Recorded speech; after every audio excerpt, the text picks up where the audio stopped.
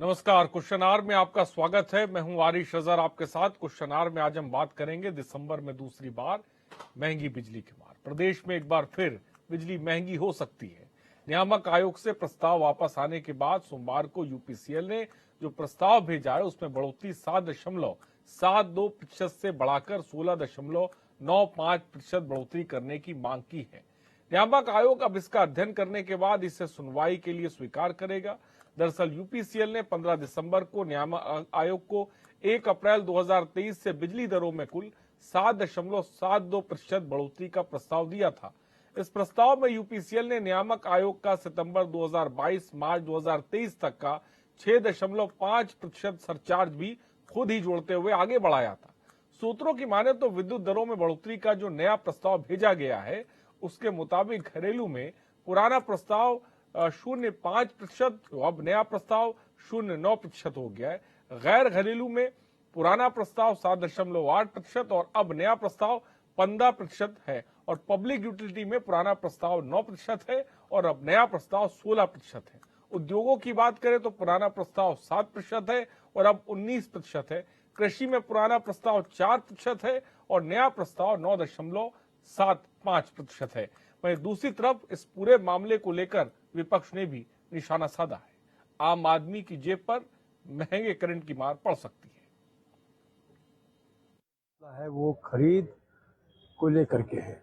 इस समय हमारी जो बिजली की आवश्यकता है वह उत्पादन से कहीं अधिक है और यूपीसीएल को ऊंचे दामों पर बिजली लेनी पड़ रही है और इस कारण से उसको लगातार घाटा भी हो रहा है।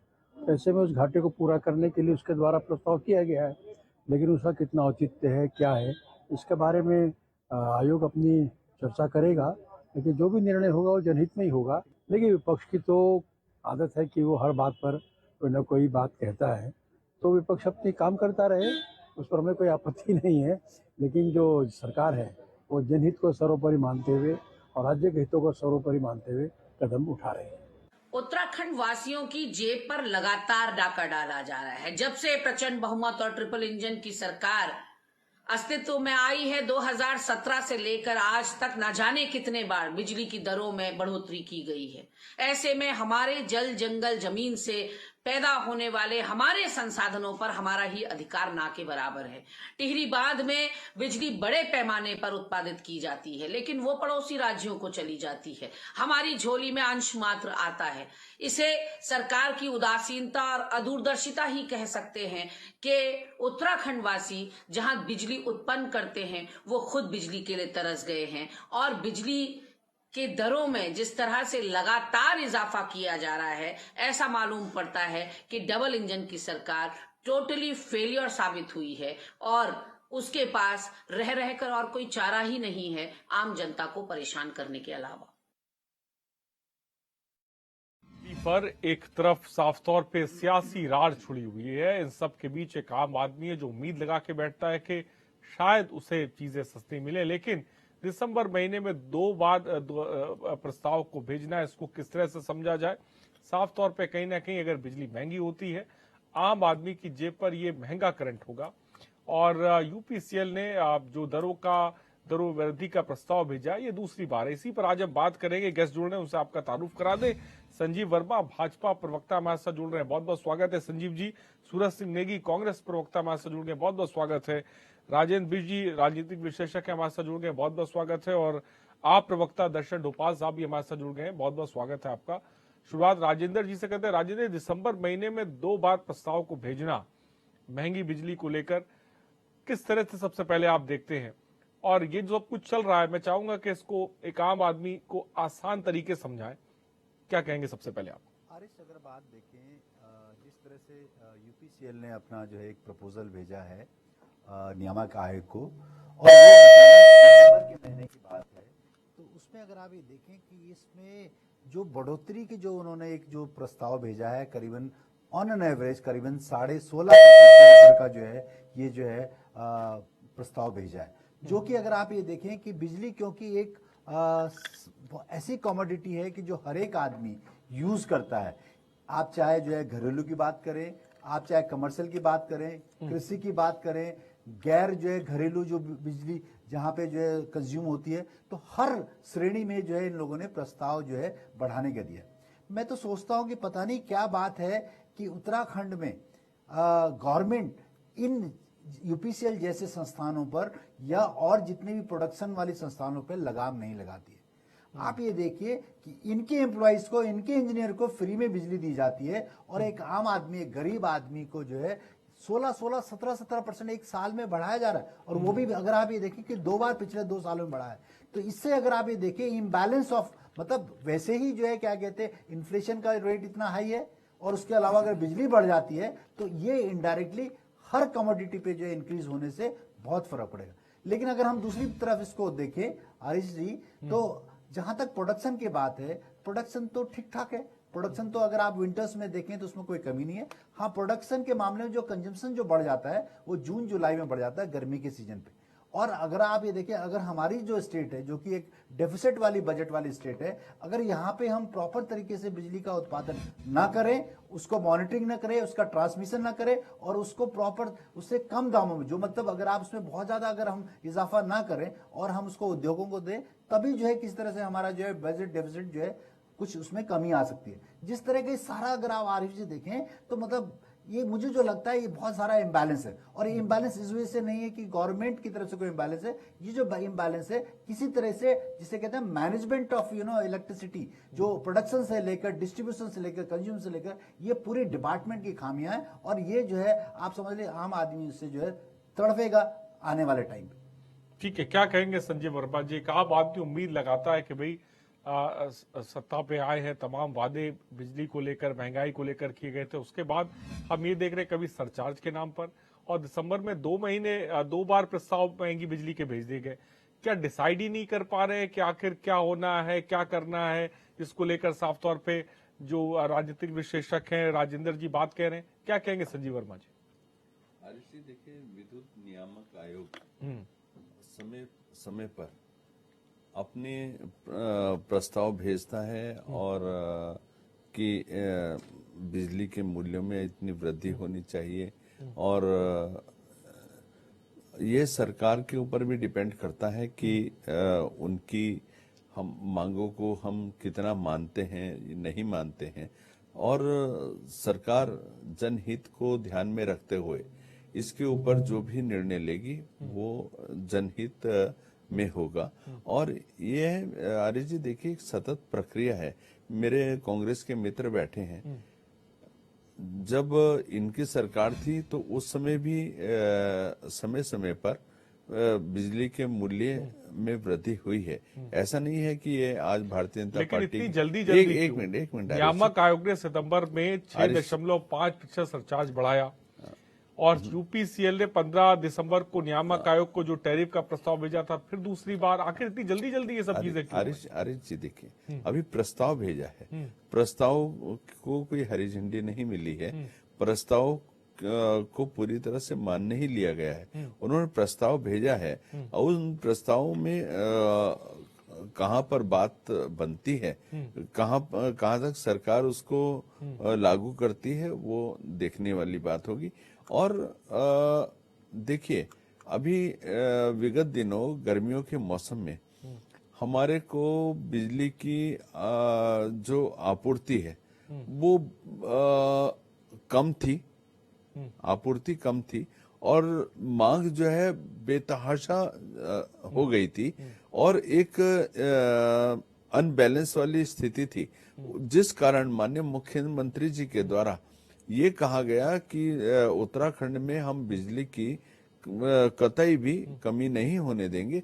और उन्होंने तमाम अन्य राज्यों से और अन्य ग्रिड से भी बिजली महंगी कीमत पर खरीद कर सस्ती कीमत पर अपने जितने भी हमारे उत्तराखंड वासी हैं उनको प्रोवाइड कराई।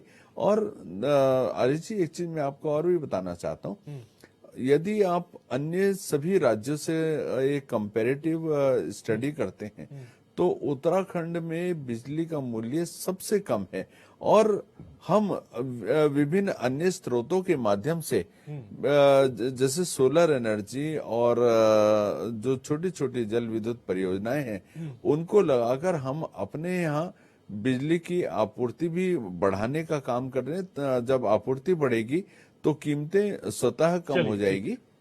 ठीक है, चलिए बात आगे। क्या कहेंगे सूरज सिंह नेगी जी आप? देखिए आर्य जी, ये बहुत दुर्भाग्यपूर्ण है कि हम लोग ऊर्जा प्रदेश का नारा बुलंद किए हुए हैं और ऊर्जा प्रदेश में लोगों को, जहां पर हमारा टिहरी डैम बहुत अधिक बिजली उत्पादन करता है और भी हमारे जो डैम है वहां से बिजली का उत्पादन हो रहा है, और जिस राज्य में उत्पादन हो रहा है वहां के लोगों को बार बार बिजली का करंट लगाया जाता है, बार बार बिजली के रेट बढ़ाए जाते हैं। मैं समझता हूं ये बहुत दुर्भाग्यपूर्ण है। सरकार देखिए, चाहे घरेलू उपभोक्ताओं की बिजली बढ़े, चाहे उद्योगों पर मार पड़े, चाहे कृषि क्षेत्र पर पड़े, ये सारे क्षेत्र हमारे लिए बहुत महत्वपूर्ण हैं। और महंगी बिजली जो है लोगों को इस महंगाई के दौर में, जहां हर चीज महंगी हो रही है, बिजली की का भी जो है जोर का करंट लग रहा है। ये देखिए कि एक दो महीने के अंदर इस प्रकार से जो बढ़ोतरी है वो इसके बहुत पीछे बड़ी वजह क्या नजर आती कांग्रेस? नहीं, देखिए जो सरकार का मिसमैनेजमेंट है, जो सरकार का फेलियर है, सरकार जो है उत्पादन जो हमारा हो रहा है उसका पूरा लाभ हमको नहीं मिल पा रहा है। आप ये देखिए कि जहां पर परिसंपत्तियों का बंटवारा का मामला है, परिसंपत्तियों का जो बंटवारा होना था टिहरी डैम से जो हमको बिजली मिलनी चाहिए, उस मामले को मुख्यमंत्री जी जो है उत्तर प्रदेश के गोद में सौंप के आ चुके हैं, और इसका खामियाजा उत्तराखंड वासियों को महंगी बिजली के रूप में जो है सरकार परोस रही है। डबल ट्रिपल इंजन की सरकार, प्रचंड बहुमत की सरकार, जनता को उत्तराखंड में नहीं, आंकड़े देख लीजिए ना आप। उत्तर प्रदेश हमसे सस्ती बिजली दे रहा है, हम उत्तर प्रदेश से महंगी बिजली दे रहे हैं। हम ऊर्जा प्रदेश, उत्तर प्रदेश तो ऊर्जा प्रदेश नहीं है ना, हम ही लोग जो है यहाँ पर कहते हैं कि हम ऊर्जा प्रदेश हैं, और ऊर्जा प्रदेश के लोगों को महंगी बिजली मिले तो ये मैं समझता हूं कि दुर्भाग्यपूर्ण है। सरकार को लोगों का खून चूसना बंद करना चाहिए, और अपना जो मिसमैनेजमेंट है, जहां पर गड़बड़ी हो रही है, इसको कैसे जो है सरकार लोगों को सस्ती बिजली दे, उस पर काम करने की आवश्यकता है। ऊर्जा प्रदेश होने के बाद भी अगर खर्चा बढ़े तो ये सोचने का विषय है। दर्शन डोभाल जी, आप क्या कहेंगे? अरे जी, कहने के लिए तो उत्तराखंड, मैं चाहूंगा थोड़ा तेज बोले, आपकी आवाज थोड़ी धीमे आ रही है। हरीश जी, अब ये मेरी आवाज आ रही है? हाँ हाँ, बोलिए। देखिए, कहने को तो ऊर्जा प्रदेश है उत्तराखंड, लेकिन आप देखेंगे कि ये उत्तराखंड की ऊर्जा कहाँ जा रही है। उत्तराखंड की ज्यादा ऊर्जा तो उत्तर प्रदेश में जा रही है, क्योंकि आप जानते हैं कि ज्यादा हिस्सेदारी उत्तर प्रदेश की है। यहाँ का जो जितना बेनिफिट है, जितनी ज्यादा बिजली है उत्तराखंड की, उत्तर प्रदेश में जा रही है। उत्तर प्रदेश यहाँ से कई गुना बड़ा राज्य है, और वहाँ की आबादी यहाँ से कई गुना ज्यादा है।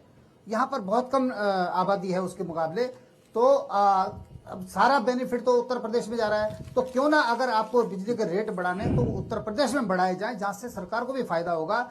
और उत्तराखंड जिनके यहाँ पर बिजली बनती है और छोटा सा राज्य है, तो कम से कम एक चीज तो है कि यहाँ के लोगों को उसका लाभ मिले, यहाँ पर रेट ना बढ़े। और रेट में एक चीज और बताता हूँ आपको, बहुत दिनों से एक मांग हो रही है कि आप 2 महीने में बिल क्यों दे रहे हैं। आपको पता है कि जब यूनिट बढ़ते हैं तो उसकी प्राइस और बढ़ती है ऑटोमेटिकली। तो ये बहुत समय से डिमांड है कि आप हर महीने बिल दें, ताकि वो कम यूनिट में कम रेट लगे। तो ये तो सीधे सीधे सरकार की दादागिरी है कि आप जबरदस्ती रेट बढ़ा करके एक तरह से वसूली करना चाहते हैं, जबरदस्ती वाली। और उसके बाद आप कंटिन्यू हर साल बिजली के रेट बढ़ा रहे हैं। आपको याद होगा कि जब भारतीय जनता पार्टी की सरकार केंद्र में आई थी और उत्तराखंड में कांग्रेस की सरकार बनी थी, उस दौरान उद्योगों को इन्होंने सब्सिडी बंद कर दी थी, उद्योगों को सब्सिडी मिलने वाली थी। उस चक्कर में कई उद्योग बंद हो गए या यहाँ से शिफ्ट हो गए। किसने बंद करी थी? किसने बंद करी थी, ये भी बता दो। भारतीय जनता पार्टी ने करी, कांग्रेस ने करी। श्रीमान केंद्र में सॉलिटर होटल में मीटिंग में आप नहीं थे। मेरे भाई, केंद्र में कांग्रेस की सरकार थी। होटल में कांग्रेस के ऊपर केंद्र में कांग्रेस की सरकार थी। आग्रह किया गया था कि कम से कम जो है। दर्शन डोभाल जी, इसमें बताइए, ये बात कही थोड़ी देर पहले के संजीव वर्मा जी ने कि उत्तराखंड में सबसे सस्ती बिजली है, क्या कहेंगे इस पर आप? सबसे सस्ती बिजली, ये तो एक तो दिल्ली को भूल जा रहे हैं। दिल्ली में सिर्फ जो केजरीवाल जी को खाली अरे भाई देखिए, अरे 200 यूनिट फ्री की बात बिजली करते की हो, जो बात है, 200 यूनिट फ्री की बात करते हो, बिजली की जितनी महारत आम आदमी पार्टी 201 का बिल आता है, 201 अरविंद यूनिट का केजरीवाल जी बिल को आता है, तो मुझे नहीं जीरो लगता से कि लेके भाजपा 201 इसका तक मैं आता हूं पड़ता है। मैं आता हूं। देखिए, मैं आपको ठीक है, दर्शक जी, मेरे अपनी भाई बात झूठ में बोल के गुमराह कर रहे हैं। मैं आता हूं। झूठ वो बोलते हैं, झूठ बोल रहे तो मैं सच गुमराह भी करते हैं बोलूं। आप लोग। वो झूठ बोले तो मैं सच बोलते हैं, पूछूंगा। गुमराह करते हैं मैं आप। सच पूछूंगा। ठीक है दर्शन डोभाल जी बोले, बीच में फिर मैं आता हूं, बोला नहीं सच जाता है। मैं सच भी सुनूंगा। देखिए, आप सुनिए, मैंने कहा कि उद्योगों को जानबूझ करके सब्सिडी कम की गई और इधर उसके रेट बढ़ाए गए, जिससे जितने उद्योग यहाँ पर लगने थे या चलने थे वो बंद होते जा रहे हैं। 2014 से जब से केंद्र में जो है भाजपा की सरकार आई है, तो लगातार एक तरफ आप उनकी सब्सिडी कम कर रहे हैं और दूसरी तरफ बिजली के रेट बढ़ा रहे हैं, तो इसको उद्योगों को बहुत बड़ा नुकसान हो रहा है। और यहाँ से कई उद्योग तो या तो बंद हो गए, आप देखते हैं सिलाकोई में या उधम सिंह नगर, जहां पर हरिद्वार में कई कंपनियां ऐसे शिफ्ट हो गई हैं, नोएडा चली गई, आरिफ जी 2005 में केंद्र में किसकी सरकार थी बताइए? उसके अलावा केंद्र सौर ऊर्जा की बात करते बताएंगे हैं, आप? सौर ऊर्जा और के प्लांट बन रहे हैं पहाड़ों के अंदर, बताएंगे? आप उसमें देखिए जितना घोटाला सौर चलिए, ऊर्जा ठीक है प्लांटों में दर्शक। है, हाँ। उतना कहीं भी नहीं उत्तराखंड में। वो किसके नाम से लाइसेंस मिल रहे हैं, किसके नाम से वो प्लांट ठीक लग रहा है, किसकी जमीन है, ठीक है दर्शन जी, ये दर्शन जी मैं आता बहुत हूं। बड़ा एक यहाँ पर घोटाला है। ठीक है दर्शन जी।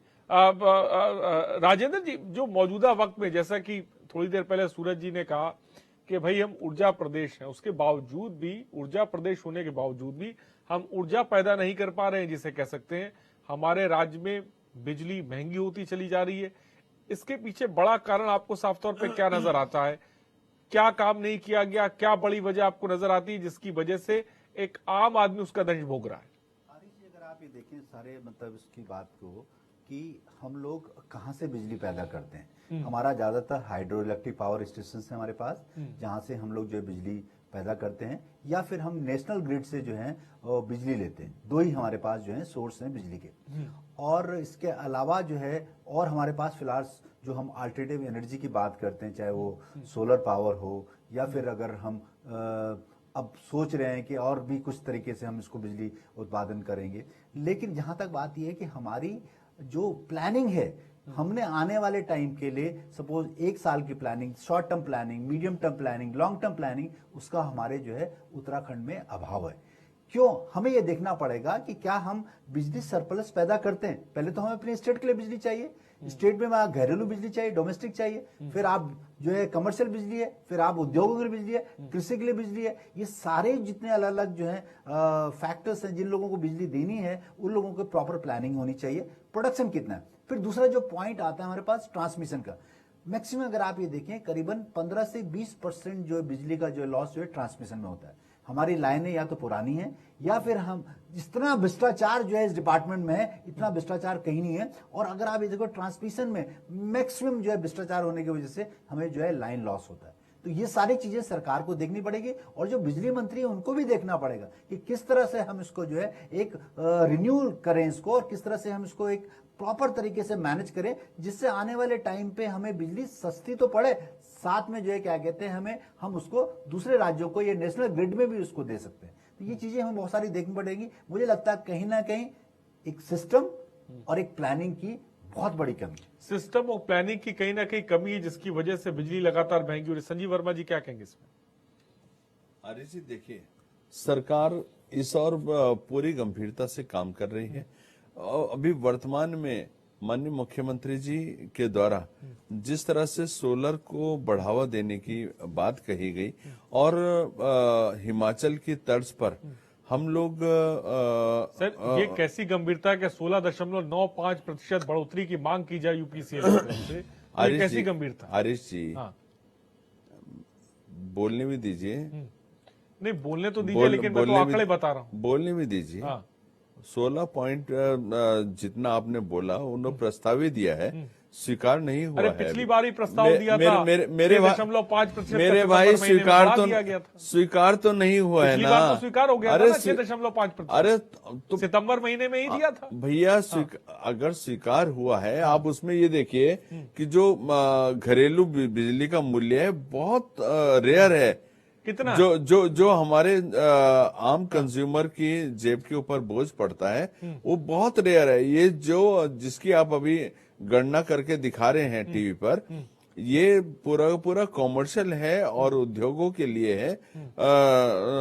इसका जो आम गरीब जनता है उनकी जेब पर बहुत रेयर इसका प्रभाव पड़ने वाला है। और साथ ही मैंने कहा कि सोलर के ऊपर हमारी सरकार का पूरा ध्यान केंद्रित है। हम लोग रूफ टॉप के माध्यम से, ताकि जनता अपने छतों के ऊपर सोलर पैनल लगाए और ना केवल बिजली एक तरह से फ्री उनको मिले, बल्कि वो रूफ टॉप बिजली में जो अरे 15 का प्रस्ताव था, अरे वो 5% अरे था, अरे नया जी, प्रस्ताव 9%। अरे आरिफ जी बोलने तो दीजिए श्रीमान जी। हाँ। रूफ टॉप पे जब हम सोलर पैनल लगाएंगे तो हमारी अपनी बिजली पूरी तरह से फ्री होगी, साथ ही हम उस बिजली को ग्रिड पे ट्रांसफर करके उससे पैसा भी कमा पाएंगे। साथ ही जिस तरह से लखवाड़ परियोजना पर हम जो कांग्रेस के समय से लगातार लटकाई जाती रही, पिछले 14 साल से लटकाई जाती रही, उसके ऊपर हमारी सरकार ने बहुत तेजी के साथ अभी काम किया है, जिससे न केवल उत्तराखंड की जितनी भी बिजली की हमारी आपूर्ति है वो एक मिनट बोलने दीजिए सर पहले। हम अपनी बिजली की पूरी आपूर्ति कर पाएंगे, साथ ही हम अन्य 5 राज्यों को बिजली एक्सपोर्ट कर पाएंगे, जिससे हम बिजली के मात्रा में पूरी तरह से आत्मनिर्भर भी बनेंगे, आत्मनिर्भर भी बनेंगे और पैसा भी कमाएंगे और आर्थिक रूप से सुदृढ़ भी होंगे। सूरज सिंह देखिए, संजीव जी बहुत लंबी चौड़ी बातें कर रहे हैं। आप ये बता दीजिए कि निशंक जी के जमाने जिन जल विद्युत परियोजनाओं की स्वीकृति होने की बात हुई थी और जिनमें बड़े भ्रष्टाचार के आरोप भी लगे थे, कहाँ हैं वो जल विद्युत परियोजनाएं हमारी? और तमाम जो है हरीश रावत जी ने उत्तराखंड में छोटी छोटी ग्राम पंचायतों के माध्यम से छोटी छोटी जल विद्युत परियोजनाओं को जो बनाने की बात की थी, आज वो ठंडे बस्ते में है। और हम जो 5 साल का समय था आपके पास श्रीमान जी, काम क्यों नहीं किया? आप तो बोर्ड लगाने के चक्कर में लगे रहते हैं। बोर्ड लगाया, भूल गए, आपको बोलने का मौका मिला ना, मैंने बीच में नहीं बोला, आप सुन लीजिए, धरातल पे भी सुन लीजिए। मेरा कहना यह है कि आप धरातल की बात करते हैं, जिन योजनाओं को जिस रूफ टॉप की आप बात करते हैं, मैं आपको यही नहीं, सुन लीजिए आप वर्मा जी, देखो श्रीमान जी मत करिए, सुन लीजिए, सुन लीजिए आप, मैं आपको, मैं हवाई बात नहीं करता, मैं धरातल का व्यक्ति हूँ, मैं धरातल की बात करूंगा और आपको कई प्रोजेक्ट मैं मौके पर चल के दिखा दूंगा। आप जवाब दीजिए कि क्यों इनकी दुर्दशा है। आप रूफ टॉप की बात कर रहे हैं, मैं रूफ टॉप, आप रूफ टॉप की बात कर रहे हैं, आप रूफ टॉप की बात कर रहे हैं, मैं बताऊंगा आपको कि किस में आप दिखवा दीजिए। मैं नाम लेके बताता हूँ किस गांव में लगा हुआ है, और जो कांग्रेस के जमाने में लगा था, आपके जमाने में उसको देखने वाला नहीं है कोई, सुनने वाला नहीं है कोई। कोई टाइम बाउंड नहीं। आप बताइए ना कितनी परियोजनाएं लपट पड़ी हुई है, क्यों नहीं उन परियोजनाओं पे काम शुरू होता, क्यों नहीं उन परियोजनाओं को स्वीकृति मिलती? अरे आप रोड पर चले गए, बात बिजली 5% जो है बिजली को महंगी की गई थी। आखिर सवाल ये कि बिजली क्यों लगातार इतनी महंगी होती जा रही है, या क्यों उसका जिक्र किया जाए, क्यों आम आदमी को साफ तौर पे महंगी बिजली से राहत क्यों नहीं दी जा रही? हमारे साथ राजेंद्र बिष्ट जी भी जुड़े हुए। राजेंद्र बिष्ट जी, आपने कहा कि इसका जिम्मेदार कहीं ना कहीं सिस्टम है, भ्रष्टाचार है, जिसकी वजह से जो ये बिजली है वो साफ तौर पे बिजली की जो दरें हैं वो कम हो, क्योंकि हम देख रहे हैं कई राज्य ऐसे हैं जहां पर बिजली की जो दरें हैं वो कम है।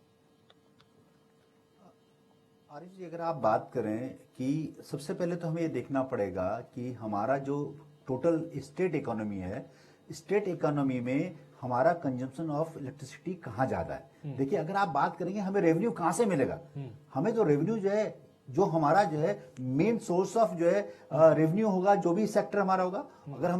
अगर हम इंडस्ट्री की बात करते हैं तो इंडस्ट्री का जो मेन जो अगर लेवल होगा जहां से उसको जो है रेवेन्यू मिलना चाहिए, वो इलेक्ट्रिसिटी है। क्यों इलेक्ट्रिसिटी अगर हम इंडस्ट्री को देंगे तभी तो प्रोड्यूस कर पाएगा प्रोडक्ट्स को। अगर हम उसको ज्यादा महंगी बिजली देंगे तो उससे क्या होगा कि ज्यादातर उसका जो प्रोडक्शन जो कॉस्ट होगी वो हायर होगी। तो हमें पहली बात सोचनी पड़ेगी। दूसरी बात अगर, क्योंकि हिमालयन राज्य है ये, हिमालय राज्य में जो है लोगों की पर कैपिटा इनकम इतनी ज्यादा नहीं है जितनी और स्टेट की हम बात करते हैं। अगर हम साउदर्न स्टेट महाराष्ट्र की बात करते हैं या पंजाब की बात करते हैं या दिल्ली की बात करते हैं, यहाँ पे पर कैपिटा इनकम कम है और उसके हिसाब से अगर हम बिजली महंगी करेंगे तो उससे क्या होगा कि लोगों को जो है ना इनकम में जो उसका फर्क पड़ेगा। तो ये बहुत सारी चीजें हमें सीखनी पड़ेगी। दूसरी चीज क्या, अगर हम इसको बोलते हैं कि हिमालय राज्य होने के बावजूद ये जो पावर जो है हाइड्रो पावर में हम लोग बहुत अच्छा प्रोड्यूस कर सकते हैं, आज भी हम कर रहे हैं। लेकिन क्या है कि हमें जो है जो हमारा ट्राइपैरेटरी एग्रीमेंट है टिहरी डैम का, जिसमें जितनी हाई जो मेगावाट बिजली पैदा होती है, जो मैक्सिमम बिजली जो है प्रोड्यूस करने वाला जो प्लांट है, उसका जो है 70% तो हमारा जो है यूपी और नेशनल ग्रिड को चला जाता है। हमें तो उसमें मिनिमम जो है 15 to 20% बिजली मिलती है। तो इसके हमें अल्टरनेटिव देखने पड़ेंगे और उस पर बहुत जल्दी काम करना पड़ेगा। क्योंकि अगर आप ये देखें, सर्दियों की बात तो कुछ नहीं है, लेकिन गर्मियों में अगर आप ये देखें, जब पावर कंजम्पशन बढ़ती है तो हमें जो है और जगह से जो है बिजली खरीदनी पड़ती है और जो भी एक्सचेंज से बिजली खरीदनी पड़ती है वहां पे 20-20, 22-22, 30-30 पर यूनिट हमें बिजली खरीदनी पड़ती है। तो ये सारी चीजें हमें प्लानिंग करके चलना पड़ेगा कि हम जो मिसमैच है, जो प्रोडक्शन और कंजम्पशन का मिसमैच है, उसको कैसे उस गैप को हम कम करें। और सच्ची बात है, हमें सिस्टम जो है, हमारे जो भी मंत्री हैं, बिजली के मंत्री हैं, उनको बैठ के इसमें देखना चाहिए कि कहाँ जो है स्लिपेज है, कहाँ पे जो है बिजली की स्लिपेज है, कहाँ पे जो है प्रोडक्शन स्लिपेज है, कहाँ पे अगर आप ये देखें कि कहाँ पे वो उसका जो है एक कनेक्ट नहीं हो पा रहा है। ये सारी चीजें हमें देखनी पड़ेंगी, इसी वजह से सारी कुछ ये प्रॉब्लम क्रिएट हो रही है। ठीक है, दर्शन डोभाल जी, आप क्या कहेंगे? हरीश जी, ऐसा है कि अभी हमारे आदरणीय संजीव वर्मा जी भाजपा के प्रवक्ता है, अभी कुछ बात कह रहे थे, तो इसलिए मैं इनको बताना चाहता हूं कि भारतीय जनता पार्टी के प्रवक्ता होते हैं वो एकदम हवाई बातें करते हैं, जिसका दूर दूर तक कोई मतलब नहीं होता है। ये कह रहे थे कि अभी 14 साल पहले कांग्रेस ने इसको लटका दिया था, इस परियोजना को। मैं इनको याद दिलाना चाहता हूँ कि ये जो मामला लटका था 1992 में लटका था, 1987 में शुरू हुआ था। इसकी नींव हालांकि 2076 में रखी गई थी, लेकिन 1987 में शुरू काम हुआ और 1987 में शुरू होकर के पर्यावरणविदों ने जब इसका विरोध किया तो ये 1992 में बंद करना पड़ा और राज्य 2000 में बना है। ये तो वाली बात होगी जैसे इनके प्रधानमंत्री जी, हमारे देश के प्रधानमंत्री मोदी जी आते हैं, केदारनाथ में भी पिछले दिनों आए थे, उन्होंने कह दिया कि मैंने 25 साल पहले उत्तराखंड भाजपा की कमेटी की यह मीटिंग बुलाई थी। तो इनकी इतनी हवाई बातें जिसका कोई सर न पैर होता है और कुछ भी बोल देते हैं। 1987 में किसकी सरकार थी? ये उत्तर प्रदेश में था, तब उत्तराखंड की कोई बात नहीं थी। दूसरी बात मैं कहना चाहूंगा, ये प्रदेश जिसको ऊर्जा प्रदेश कहा जाता है, नदी हमारी, पानी हमारा, और इसका लाभ जो है दूसरे राज्य उठा रहे हैं और हमें लगातार अब ये लगा लीजिए जो ये सीधे जनता की जेब पर जो डाका डाला जा रहा है। मैं आपको बता रहा हूं कि बिजली एक ऐसी चीज है जिसके बिना हम रह नहीं सकते। अगर हम बिल नहीं भरेंगे तो मीटर जो कट काट दिया जाएगा। उसी प्रकार जैसे पेट्रोल है जो बहुत ही इंपॉर्टेंट चीज है, हम घर से तभी बाहर निकलते हैं जब हम गाड़ी से, जब उसमें पेट्रोल होगा, और उसमें लगातार दोनों चीजों में ये इतना फायदा उठा रहे हैं एक जनता का, उत्तराखंड को लूटने का जो इन्होंने बनाया है, तो ये जो पूरी तरह से जनता को बर्बाद कर देना चाहते हैं, सड़क पर लाने का काम। ठीक है, संजीव वर्मा जी क्या कहेंगे? हरीश जी, देखिए, जिस तरह से अभी मेरे मित्र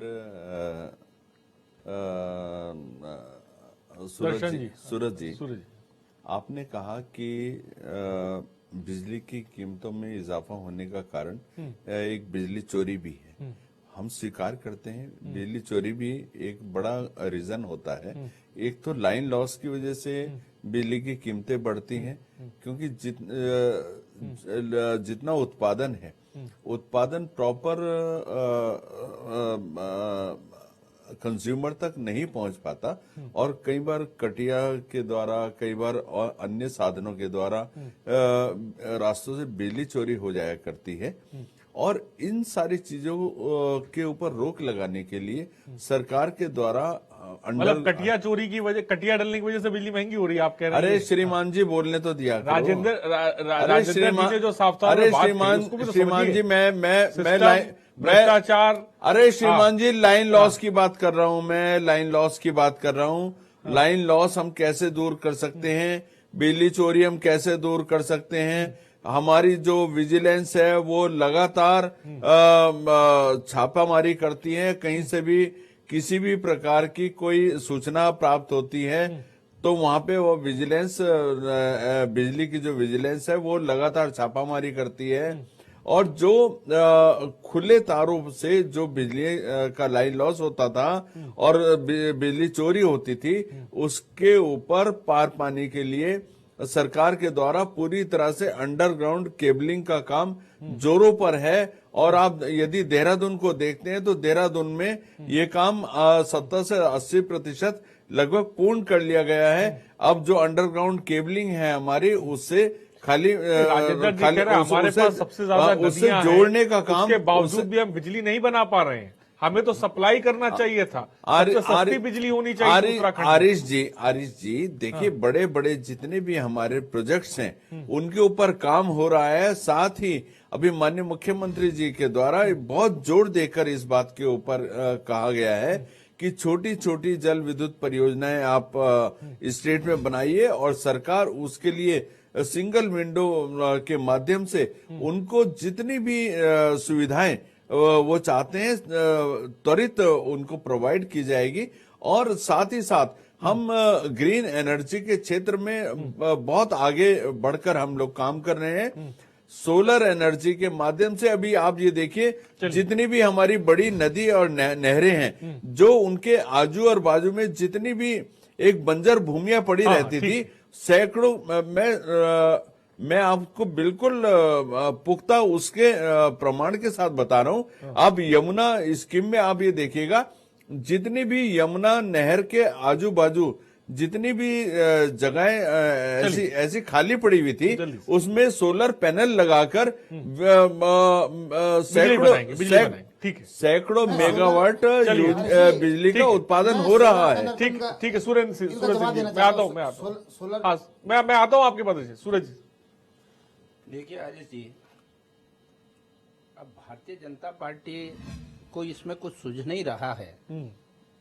आप ऊर्जा प्रदेश में, हमारे पास सबसे बढ़िया जो साधन है वो हाइड्रो पावर का है।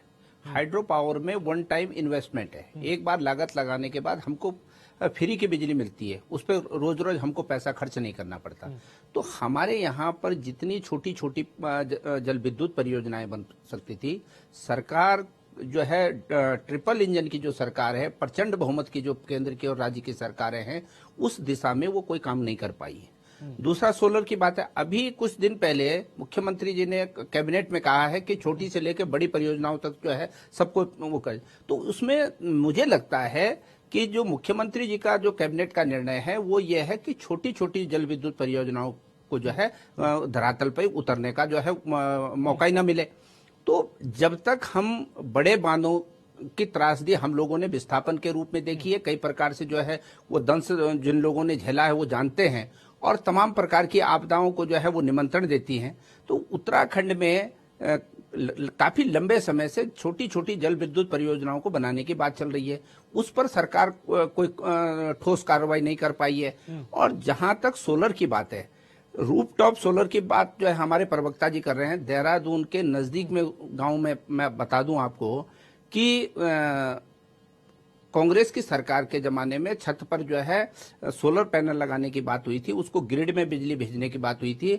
आज वो जो है ठप पड़े हुए हैं, कोई विभाग देखने वाला नहीं है, सरकार कोई एक मिनट मैं यही कह रहा हूँ, मैं यही कह रहा हूँ, खाली प्लानिंग करी नहीं और प्लानिंग करके ठंडे बस्ते में डाल दिया। सुनिए वर्मा जी, सरकारें आती है, नहीं वर्मा जी सुनिए, सरकारें आती है, सरकारें जाती है, सरकारें आती है, सरकारें जाती है, किसी के घर का पैसा नहीं है, जनता का जो पैसा जहाँ पर जिस योजना में लगता है उसे आने वाली सरकार की जिम्मेदारी है, आने वाली सरकार की जिम्मेदारी है हमारी सरकार योजनाओं को निरंतरता की ओर चले। धरातल पे काम ऐसा नहीं करती है है, सरकार हमारी। धरातल पर उतरी उसको मेंटेनेंस कौन करेगा? अब उसको मेंटेनेंस कौन करेगा? आज अगर विभागीय खामियां है, सरकार की जो खामी है उसको दूर करने का काम कौन करेगा? आप जो योजना उच्चीकरण करने का भी काम कर रहे हैं, देखिए उसका उच्चीकरण करने का भी हम लोग काम कर रहे हैं। आप लोग तो शिलापट लगाते हैं और भूल जाते हैं, शिलापट लगाते हैं भूल जाते हैं। जो सरकार की योजना है, एक सिंगल ईंट भी आप नहीं लगाते, आप जो है चलिए ठीक लगाते नहीं है। आप ये बात नहीं कर सकते। और केवल पुरानी योजनाएं और बन चुकी हैं। ठीक है। केवल और पुरानी केवल योजनाएं, शिलान्यास पुरानी करते हैं, योजनाएं बनी हुई हैं, उद्घाटन। उनको देखने की जिम्मेदारी चलिए, किसकी है? ठीक है। कौन ठीक करेगा उनको? ठीक है, मैं आता आप हूँ। जिम्मेदारी से मुकर नहीं सकते। ठीक देखिए, है। सरकारें आती है और जाती हैं, परंतु जो योजनाएं चल रही हैं उन पर आप पल्ला नहीं झाड़ सकते कि ये ठीक है। कांग्रेस के जमाने ठीक। में थी। इनकी हाँ, देखने चलिए, की मैं आता हूँ। जिम्मेदारी ठीक। हमारी राजेंद्र जी, सरकार राजेंद्र जी, जनता के पैसे से चलती है। राजेंद्र जी, ठीक है, मैं राजेंद्र जी, संजीव जी कह रहे हैं कि भाई कटिया डालने से लाइन लॉस हो जाता है। हमने कोई 11,000 वोल्ट की लाइन पे तो किसी को कटिया डालते देखा नहीं है। अरे भैया, क्या कहेंगे इस पे आप राजेंद्र जी? अरे आरिफ जी कैसी हाँ। बातें कर रहे हैं? शहरों के अंदर कैसे बहुत बड़ा फर्क आता है क्या? अब कटिया डल रही है तो रोकना जिम्मेदारी भाई सरकार की है। मैं अजहर भाई, मैं आपको बात बताना चाहता हूँ। जो लाइन लॉस है, लाइन लॉस का, अब ये लाइन चोरी की, बिजली चोरी की बात कर रहे हैं संजीव भाई।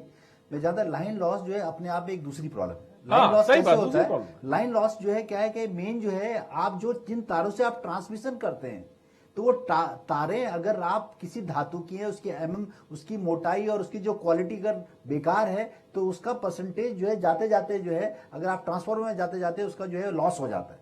तो वो अलग एक टेक्निकल चीज है जो इलेक्ट्रिक जो इंजीनियर है वही समझते हैं। हमारे यहाँ क्या है कि हमारे यहाँ जितनी भी लाइनें हैं वो ज्यादातर जो है पुरानी और जो है उसकी क्वालिटी बहुत अच्छी नहीं है, पहली चीज। अभी धीरे धीरे करके ये होने लग गया। पिछले 5-10 सालों से हमने देखा है कि जो हमारे ट्रांसफार्मर्स हैं या हमारे जो डिस्ट्रीब्यूशन पैनल्स हैं वो काफी अच्छे क्वालिटी के आ गए, जिससे लाइन लॉस में जो है कमी आई है। लेकिन चोरी मेरे हिसाब से लगता है कि बिकॉज चोरी सबसे ज्यादा कहां होती है? चोरी देखिए, अगर आप डोमेस्टिक कोई चोरी करेगा तो 1 किलोवाट की 2 किलोवाट की चोरी करेगा, लेकिन सबसे ज्यादा जो चोरी होती है इंडस्ट्रियल होती है। अगर आपने देखा रुड़की और जो जितने भी इंडस्ट्रियल एरिया में, वहां पे बहुत बड़ी बड़ी चोरियां होती हैं और उसमें विभाग मिले होते हैं। ये चोरी मिली भगत होती है। सही कह रहे हैं, बिल्कुल मिली भगत होती है। क्योंकि आज के समय में ऐसे गैजेट्स आ गए हैं जो ये बता देते हैं कि किस लोकेशन पे आपका जो है लाइन लॉस हो रहा है। उस तरह के जो है क्या कहते हैं नए गैजेट्स आ गए, इतने मतलब क्वालिटी गैजेट्स आ गए। तो वो तो सब डिपार्टमेंट को पता है, लेकिन डिपार्टमेंट नहीं करते क्योंकि उनको पैसा चाहिए, इंजीनियर्स को पैसा चाहिए, उनके जो सब लोगों को, ठेकेदारों को पैसा चाहिए। ठेकेदार लोग जो इंजीनियरों से मिले हुए, डिपार्टमेंट से मिले हुए, तो कैसे प्रदेश का भला होगा? सर ये मैं आपकी ये राजनीति की बात नहीं कर रहा हूं, मैं आपको एक्चुअल सिचुएशन बता रहा हूं। जो इलेक्ट्रिसिटी डिपार्टमेंट है, इसके अंदर अगर आप जाएंगे कि जो जिस तरह के जो है भ्रष्टाचार की जड़ें अंदर तक है, उसी से जो है हमारे प्रदेश का बुरा हाल है। बहुत बड़ी बात आपने साझा की। दर्शन डोपाल जी, आप क्या कहेंगे? सोलर को लेकर आप कुछ कहना चाहते तो बोलिए। मैं सोलर एनर्जी को लेकर के कह रहा था कि सोलर एनर्जी का मैं आपके माध्यम से सभी को अवगत कराना चाहता हूं कि सोलर एनर्जी जो प्रोसेस है वो इतना पेचीदा है कि सबसे पहले तो जो प्लांट लगाएगा, जो 0.5 से लेकर के 5 किलोवाट तक जो आजकल जो लग रहे हैं प्लांट, उसमें एक जो जमीन होती है, पहले जमीन मोर्गे रखी जाती है जहां पे वो लगाएगा। उसके बाद जितने का वो प्लांट है, मान लो वो प्लांट 2 करोड़ का है, तो उसको कम से कम 1 करोड़ रुपए की अपनी कुछ धनराशि या एफडी या कुछ चीजें शो करनी पड़ेगी, या कोई दूसरा फ्लैट या घर गिरवी रखना पड़ेगा बैंक के अंदर, यानी डबल मोर्गेज हो गया एक तरह से।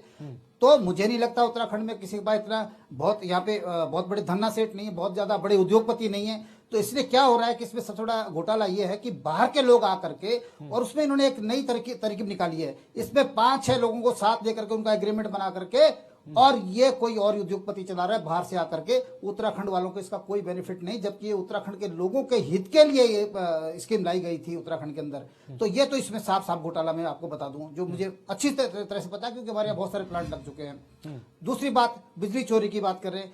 बिजली चोरी छोड़िए, बिजली विभाग हमारे चक्राता की मैं बात कर रहा हूं, और पहाड़ी राज्यों में कई जगह, पहाड़ी हमारा राज्य है, ऐसे पहाड़ों में कई जगह हो सकता है कि बिजली का मीटर लगा नहीं है, वो चक्रोता ऑफिस में पड़ा हुआ है, लेकिन उसके नाम पे बिल छप रहा है। ये मैंने प्रमाणित तौर पे आपको बता रहा हूं, मेरे पास उसके बिल है, जिनके छानियों में बिल आ रहे। पशु जहां पे पशुशाला है हमारी है, वहां पर भी जो है मीटर के नाम से जो है बिल थाम दिया जा रहा है। और एक एक आदमी का 50-50 हजार से 1-1 लाख रुपए का बिल अभी कुछ ही दिन पहले जो है मैंने खुद शो किया था अपने किसी चैनल पर, बिल लेकर आया हूं मैं, मेरे पास बिल पड़ा हुआ। तो इतना घोटाला हो रहा है, और वहां पर फिर क्या होता है, उसका फिर सेटलमेंट करने आप जाइए, वो कितने चक्कर उसको काटने पड़ते हैं उसको माफ करवाने के लिए, और वो भी ले दे करके किस तरह से वो उसको जो है भुगतना पड़ता है। तो आप देखिए कि यहाँ पर जो आम आदमी के ऊपर जो बिजली की मार हो रही है, और जिनको सीखना चाहिए अरविंद केजरीवाल जी से। ठीक है, दिल्ली में हम लोग बिजली फ्री दे करके भी सरकार मुनाफे में जा रही है, पंजाब में हम वही आज कर रहे हैं। ठीक है, जवाब ले लेते संजीव वर्मा जी। जो बात भ्रष्टाचार को कैसे सरकार रोके, क्योंकि एक नेक्सस ऐसा बन चुका है, इसमें विभाग के भी कुछ लोग मिले हुए। मैं सभी लोगों को भ्रष्ट नहीं कहता हूं, लेकिन कुछ लोग मिले हुए हैं। जैसा कि इंडस्ट्रियल एरिया की एक तस्वीर राजेंद्र जी ने एक नेक्सस की एक तस्वीर बनाई, जो एक बहुत बड़ा कारण है बिजली चोरी का भी, और जिसकी वजह से बहुत बड़ा लॉस भी होता है, लेकिन उस पर लगाम शायद कोई नहीं लगा पाया। क्या कहेंगे इस पर? हरीश जी, देखिए, जीरो टॉलरेंस की हमारी सरकार है।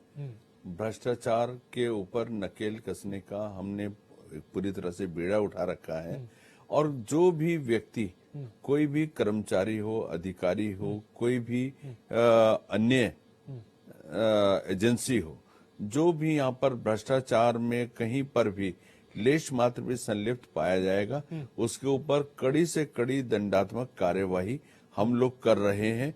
और उसके तहत अभी हमने दर्जनों लोगों को जेल की सलाखों के पीछे तक भेजने का काम किया है।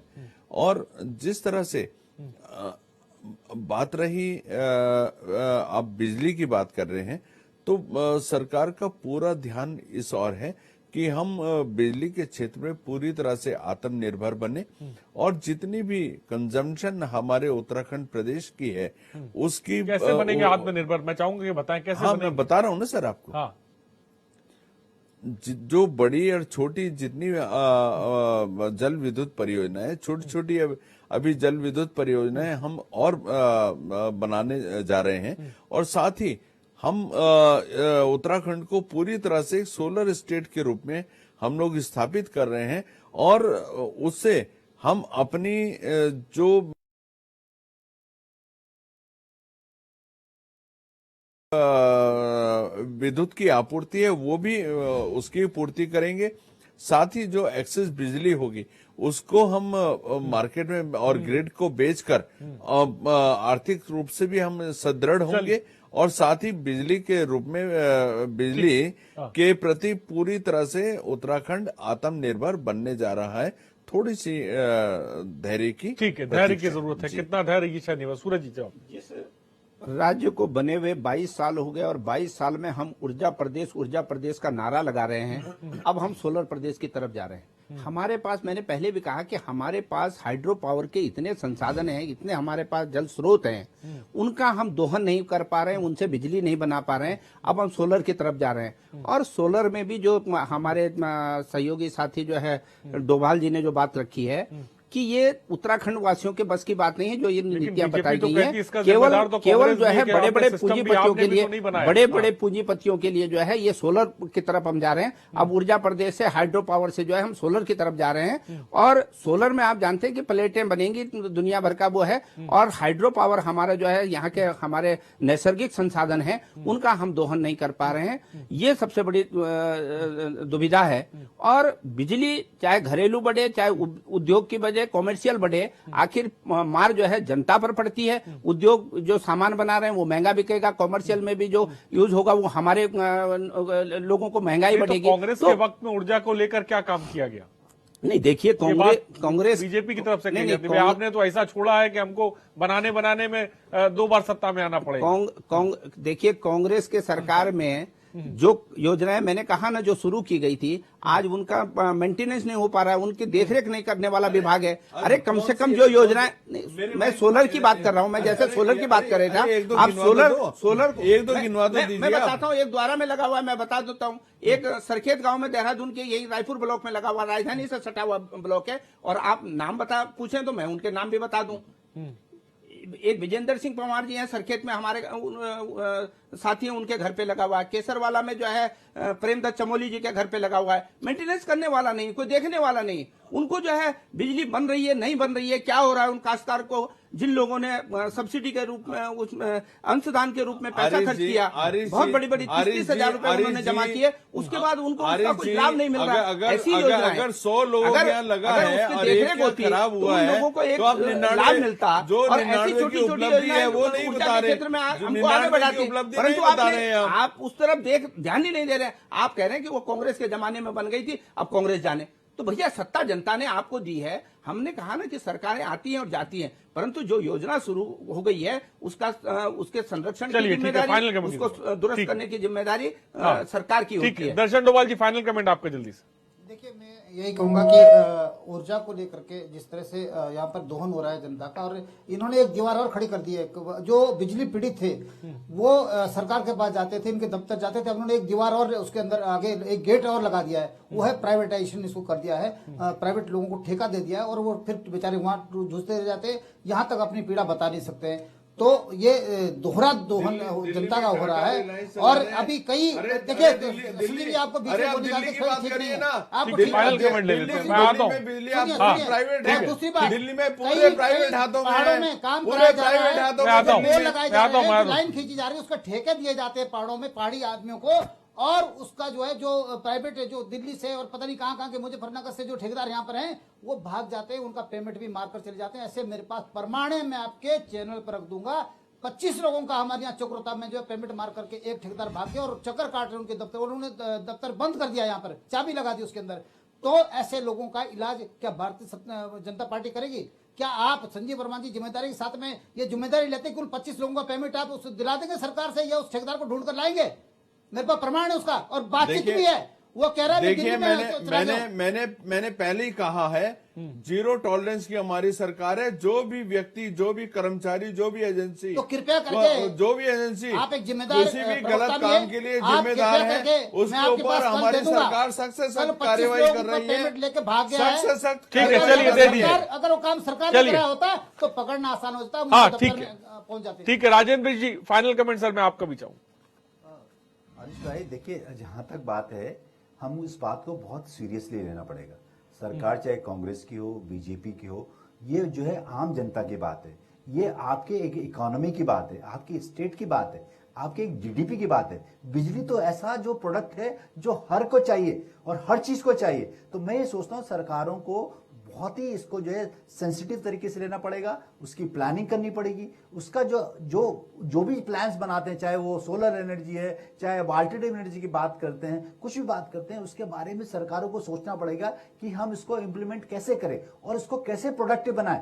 हम सिर्फ ये नहीं कर सकते कि हर बार बिजली के रेट बढ़ाएं जिससे कंजप्शन कम हो। कंजप्शन तो तभी बढ़ेगा जब आप जो है बिजली के रेट कम करोगे, उद्योग लगेंगे, उद्योग से रेवेन्यू जनरेट होगा, रेवेन्यू से जो है आपको जीएसटी मिलेगा, बहुत सारी, और आपको टैक्स मिलेंगे। तो ये सारी चीजें जो है क्या कहते हैं, एक सिस्टम है। जब तक आप सिस्टम को करेक्ट नहीं करेंगे तब तक कुछ नहीं होने वाला है। हम चाहे कितनी डिबेट कर लें, अल्टीमेटली हमें जो है उस इंटरकेसी में जाना पड़ेगा, उस सिस्टम में जाना पड़ेगा, और हमें देखना पड़ेगा कि कहां पे जो है गलती है, कहां पे जो है ये डिफॉल्ट हो रहा है, और उसको अगर इंप्रूवमेंट करेंगे तो सब चीज इंप्रूवमेंट हो जाएगी। बड़ी बात साफ तौर पे राजेंद्र जी ने कही कि सिस्टम को हमें ठीक करना पड़ेगा, मिसमैनेजमेंट को हमें दूर करना पड़ेगा, जिसके बाद चीजें बेहतर हो सकती है। बहुत बहुत शुक्रिया संजीव वर्मा जी हमसे जुड़ने के लिए। सूरज सिंह नेगी जी आपका बहुत बहुत शुक्रिया, राजेंद्र जी आपका बहुत बहुत शुक्रिया, दर्शन डोभाल जी आपका बहुत बहुत शुक्रिया। तो साफ तौर पे बिजली महंगी का प्रस्ताव दिया गया है, आम आदमी की जेब पर महंगाई का करंट पड़ सकता है, लेकिन सबके भी जो बड़ी बात निकलकर साफ तौर पर सामने आई कि अगर भ्रष्टाचार को दूर किया जाए, सिस्टम को मेंटेन ठीक तरीके से किया जाए और मिसमैनेजमेंट ना हो, तो शायद आम आदमी को उसका हक मिल सकता है। कुशनार में इतना ही, बने रहिए हमारे साथ। नमस्कार।